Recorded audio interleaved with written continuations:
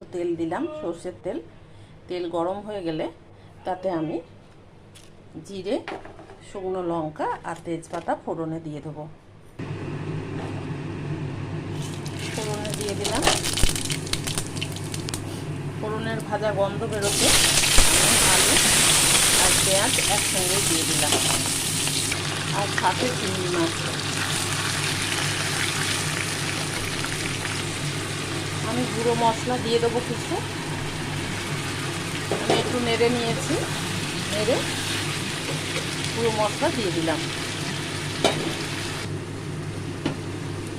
Tomato puree দিয়ে দিলাম। একটা টমেটো ঘষে নিয়েছি।